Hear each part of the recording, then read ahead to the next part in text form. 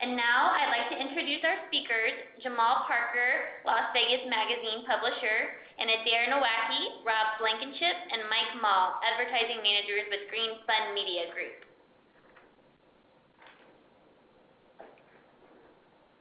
Okay. Hi, everyone. This is Adair. Hi, I'm Jamal. Mike Mall. Rob Blankenship. Thanks for joining us today. So today we're going to talk about Advertising and Marketing 101, the simple fundamentals and the do's and don'ts of advertising and marketing. Sometimes the design and implementation of an advertising campaign can seem complex and overwhelming. However, there's no secret formula, even though it may feel that way. Let's be honest, guys. I mean, as business owners, executives, entrepreneurs, we don't always make the best marketers. We're so focused on operations and managing our business that quite often we overlook how to exactly grow our business. And today we're going to talk about some of the key fundamentals on how to do that growth, or how to get that growth in terms of our business. There's some key things to focus on when developing any marketing strategy, and some common mistakes to avoid. All right, so we're going to touch on knowing your customer. So this is really important, and some questions to ask yourself are, where does your customer come from? Are they local? Are they out of market? What is their perception of your organization? How can that perception be improved? And how can you maintain their loyalty? What makes your value proposition stand out with your customers over the competition? What marketing strategy do you need to implement to connect with new customers for the future? The key here is that a lot of times as business owners and executives, we quite often look at marketing and we make a big mistake. The key thing that you need to think about is that when you're out there advertising and marketing to individuals, you need to make certain that you're delivering a message that they can absorb. You're talking to them in their language. One key adage that you should think of is, when you're out fishing, do you bait the hook with what you eat or what the fish eat? And a lot of times as advertisers or as business owners, we quite often think that everyone thinks like us, and that everything that we believe, everyone else believes. And we miss the target market simply by not putting your message in terms that people can easily absorb as a consumer.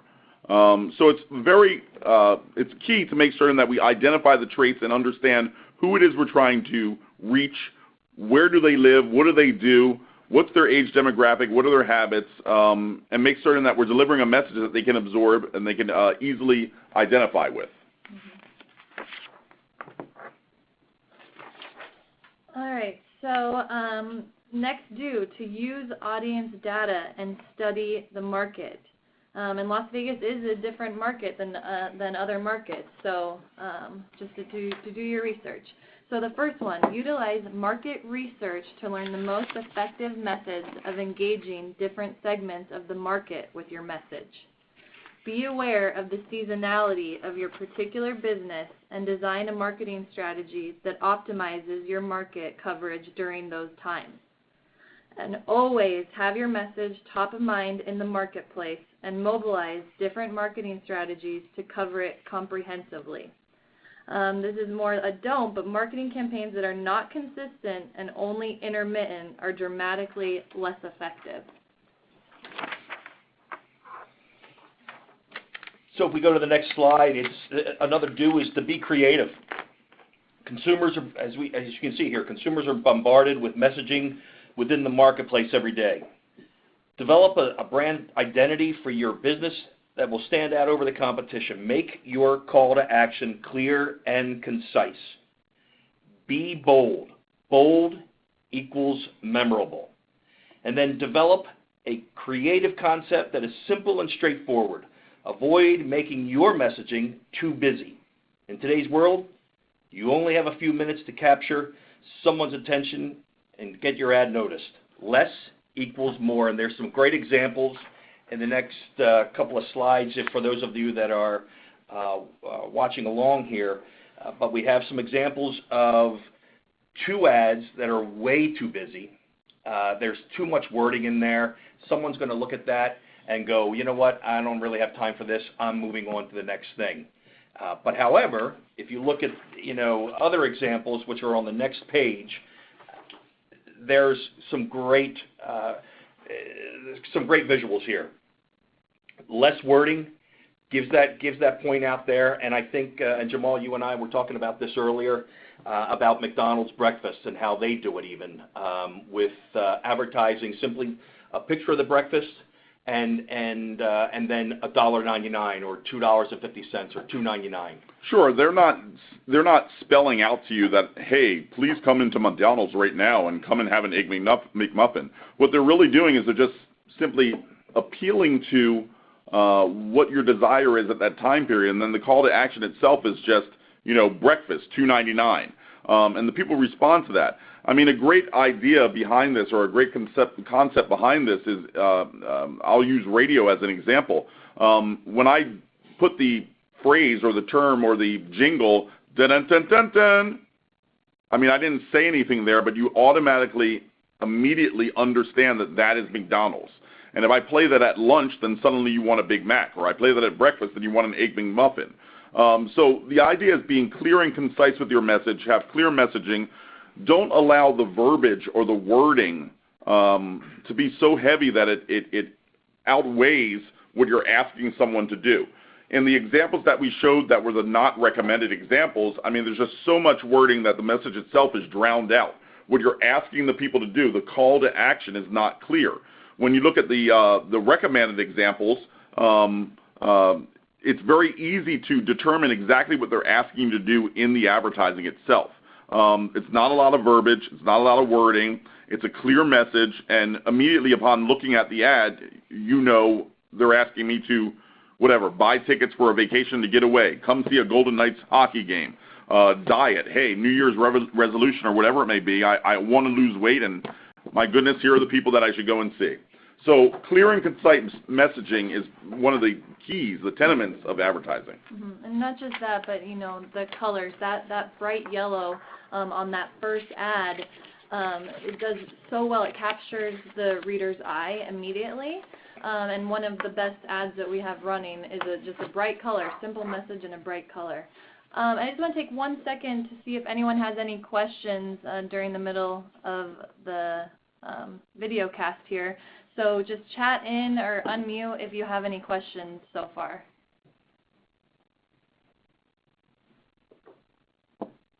No one? Okay, we'll just keep going. So the next do would be thinking ahead and basing your strategy on the big picture. We suggest that you buy value, not price. Just because it's cheap doesn't mean it's always going to be the best thing for you to do. A well-designed marketing strategy may require a larger investment, but will be better positioned to deliver a worthwhile ROI. Something that's purchased just because it was cheaper still isn't a good deal if it's not well suited to your business. This is your classic example of you get what you pay for.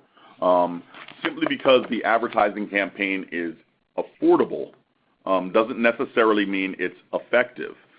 It's your old trying to sell ice to Eskimos, okay? You need to make certain that the target audience that you're trying to reach exists inside of the radio station, publication, television station that you're using, the vehicle that you're using to reach these individuals. So cheap doesn't necessarily mean effective. Also, have a clear vision of where you want your business to be next year, 5 years from now, and so on and so forth. Don't be pressured to follow marketing trends that are popular but fail to help you reach your target audience and achieve your long-term goals. And then just keep in mind, that this is not an expense, it's an investment. And I know, Jamal, you had some points about the American Marketing Association. Yeah, I mean, a lot of times, again, as business owners, one of the things that we often don't think about is how to develop a budget for our marketing campaigns. And often we think of that as an added expense. I mean, something that we're taking away from our gross profit margin, and we're dedicating to something that is an added expense that sometimes you can't calculate and you can't justify. The American Marketing Association, though, recommends that in any business, you should be dedicating a minimum of 10% of your gross monthly revenues in order to grow your business. So putting 10 cents on every dollar that you're bringing in to go back to growing your customer base. And that's a great strategy, and that's a conservative strategy. But, you know, if we're not putting money towards growing our business and marketing our business and telling people what makes us special and stand out from the crowd, then we're sitting stagnant. There's a reason that some of the most recognized names and products on the planet continue to advertise. I mean, if you think about it, there's no need for someone like an Apple or a Coca-Cola to continue dedicating money to advertising. We all recognize their name. We all recognize who they are. One thing that we quite often forget, though, is that there was a time where Apple had built itself and then stopped advertising and marketing and went by the wayside. There's a time where IBM, you know, overtook Apple. There's a day that PCs overtook Macintoshes, and that was simply a marketing problem. The other challenge is, think about Coca-Cola. I mean, Coca-Cola's out there now, and there was a time when Coca-Cola, you know, cut back. They thought that, you know, maybe we can cut back and not advertise and save that money and put that in our coffers. But if you remember, if you're old enough to remember, there was a time period where Pepsi, you know, overtook Coke. If you remember the new generation, the Pepsi generation campaign, that was Pepsi taking a leg up on Coca-Cola and taking advantage of them at a time period where Coke made a decision not to market heavy. And Coke now, coming out of that campaign, Coke came on the other side and said that we'll never allow that to happen again. They are 100% committed and dedicated to their marketing and to their advertising, and they've spent tons, millions, multi-millions of dollars to try to gain back that beverage consumer that went over to the Pepsi generation. So, you know, advertising and marketing to continue to grow your business is one of the essentials of any business operation. And so, yes, the 10% gross monthly revenues dedicated towards advertising and marketing is a conservative way about going about it. But, you know, think about your business and yourselves and think about what that means dollar-wise when you're developing an advertising campaign. That should be your minimum dedication back to growing your customer base. And Jamal, would you agree, though, that even if you don't have a budget that's huge, you should at least keep your name out there? I mean, no matter what's happening along the way, even during your peak seasons and your non-peak seasons, you should still keep that name out there.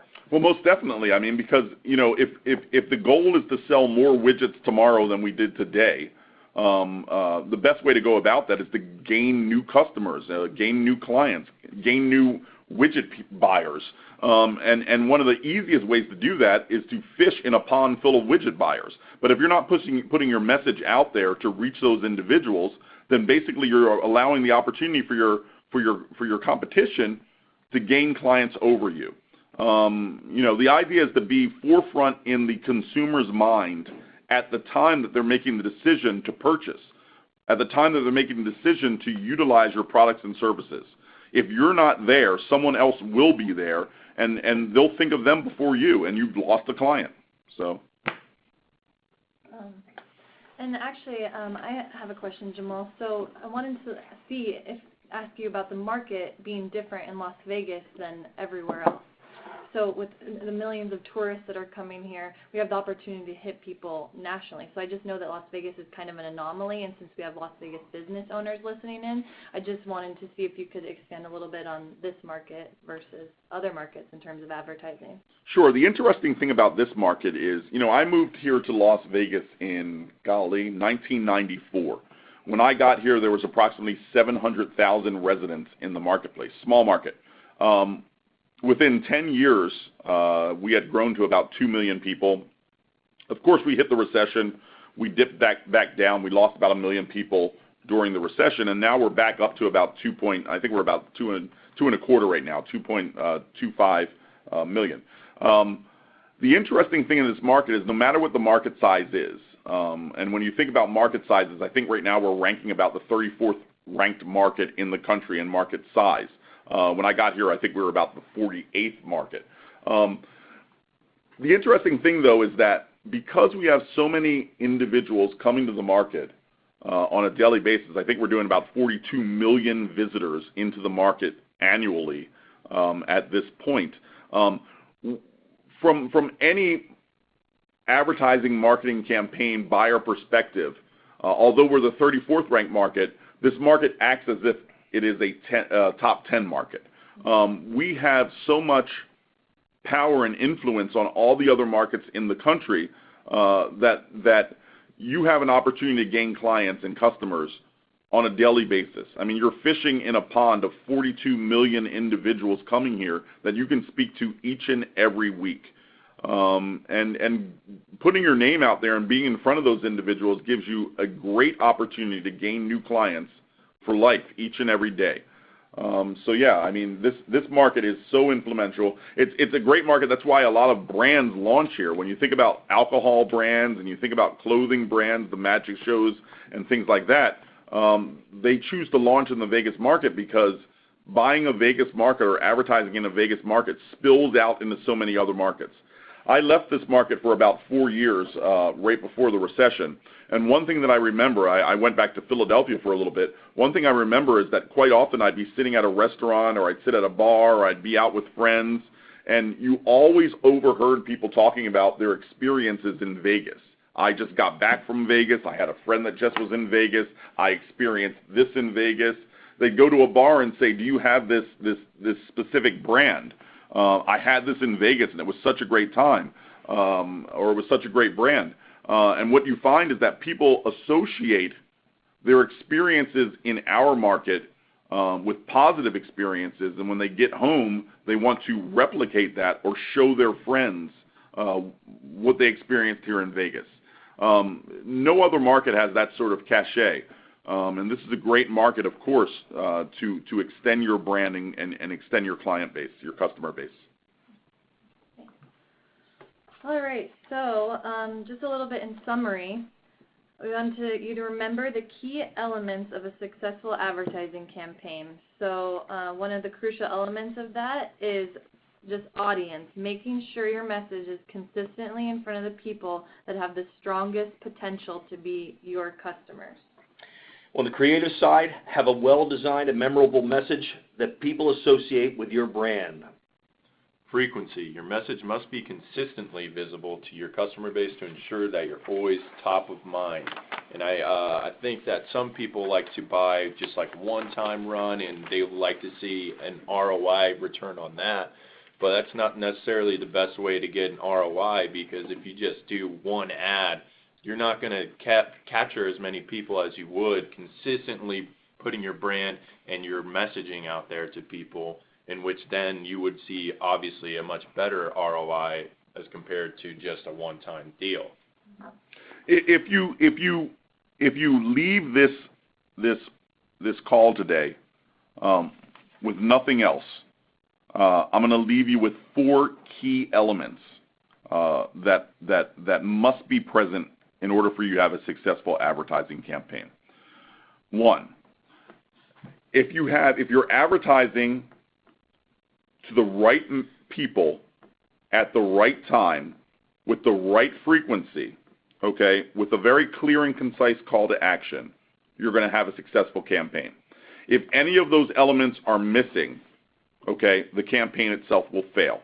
I'm going to leave you with one key example, okay? How many times have you heard people say, you know what, advertising just doesn't work. I tried radio, I tried print, I tried television, I tried billboards, and I just never saw the return on investment, okay? I'll tell you this, okay, and I've challenged a lot of clients on this, a lot of customers on this, okay? If I told you today that I would run a free page in one of my magazines, okay, and that advertisement would simply say, come into my business, you don't have to do anything, just walk through the door, okay, and I'm going to give you a crisp, fresh $50 bill, okay? How many people do you think would come through the door? The idea behind that is that advertising does work. If the message is right and it's delivered to the right people at the right time with a clear call to action and the right frequency, people will respond. People will come in and they'll get the $50. Okay? So the idea is that build campaigns, all right, that hit all of those key points, and you will be successful in growing your client base. Thank you so much. Does anyone have any questions about your particular business that we can answer for you right now?